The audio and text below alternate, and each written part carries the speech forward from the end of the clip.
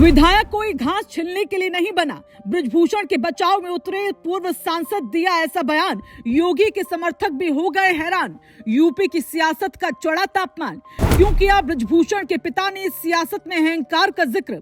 चर्चा छिड़ी अब चारों ओर। बेटे ने योगी के खास को बनाया बंधक, फिर दी थी मुख्यमंत्री को रोकने की धमकी। कौन है गंगाचरण जिन्होंने लगाई दहाड़?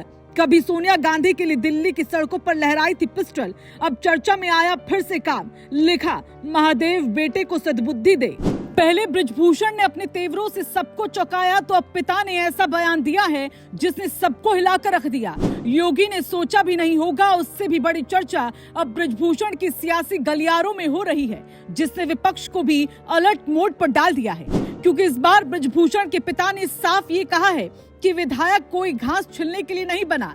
इस एक बयान ने हाहाकार मचा दिया है, जबकि राजनीतिक पंडित भी इस बयान को सुनकर हैरान है। आखिर क्यों ऐसा कहा? कौन है बृजभूषण के पिता? चलिए सब जानते हैं। दरअसल बृजभूषण राजपूत का तेवर किसी से छिपा नहीं है। मंत्री का काफिला रोकना, फिर खुले मंच से ये कहना कि जरूरत पड़ी तो मुख्यमंत्री को भी रोकेंगे, ये बातें सीधे तौर पर सत्ता के अनुशासन को चुनौती देती दिखी। लेकिन बृजभूषण के समर्थक इसे जनप्रतिनिधि की ताकत बता रहे हैं। उनका कहना है कि जब गांव में पानी नहीं पहुंच रहा, सड़कें खुद ही पड़ी हैं और अधिकारी सुन नहीं रहे, तो विधायक सड़क पर ही सवाल उठाएंगे। यही दलील बृजभूषण खुद भी दे रहे हैं। वो खुद को जनता का सिपाही बताते हैं और कहते हैं कि वो किसी ठेके या पद की मांग नहीं कर रहे, बल्कि सिर्फ अपने क्षेत्र की आवाज उठा रहे हैं। अब इसी मुद्दे पर बृजभूषण के पिता ने जो कहा वो हैरान करने वाला है। गंगाचरण राजपूत ने पहले सोशल मीडिया पोस्ट में बेटे को सद्बुद्धि देने की बात कही, जिससे हड़कंप मच गया।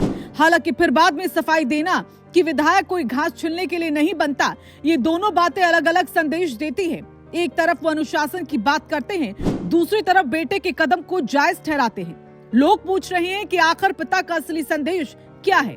क्या ये डैमेज कंट्रोल था या फिर संगठन को ये जताने की कोशिश कि बेटा बागी नहीं है? बता दे, गंगाचरण बार बार यही दोहरा रहे हैं कि मंत्री और विधायक में कोई झगड़ा नहीं है और मामला सिर्फ अधिकारियों की लापरवाही का है। वो ये भी याद दिलाते हैं कि बृजभूषण को बीजेपी में लाने का श्रेय उसी मंत्री को जाता है जिनसे आज बहस की बात कही जा रही है। ये बयान रिश्तों की गर्माहट भी दिखाता है और सियासत की मजबूरी भी दिखा रहा है, जिसकी चर्चा अब चारों ओर हो रही है। खबर है कि इस पूरे मामले में सबसे बड़ी नजर संगठन की है। प्रदेश अध्यक्ष साफ कह चुके हैं कि बीजेपी में अनुशासन सर्वोपरि है। मतलब ये कि चाहे मुद्दा जनहित का हो, लेकिन तरीका संगठन की मर्यादा में होना चाहिए। यही लाइन योगी सरकार की असली पहचान रही है। ऐसे में जब कोई विधायक खुले मंच से मुख्यमंत्री को रोकने की बात करता है, तो सवाल सीधे ऊपर तक पहुंचता है। विपक्ष इसी मौके की तलाश में था और उसने सरकार पर हमला भी बोला। लेकिन बीजेपी के भीतर ये संदेश भी साफ दिया जा रहा है कि पार्टी परिवार है और परिवार में बात होती है, सड़क पर तमाशा नहीं। और यही वजह है कि इस पूरे मामले को दबाने और संभालने की कोशिश तेज हो गई है। अब सवाल वही है जो इस कहानी का केंद्र है। क्या बृजभूषण का तेवर जनहित की आवाज है या फिर राजनीतिक अहंकार की झलक?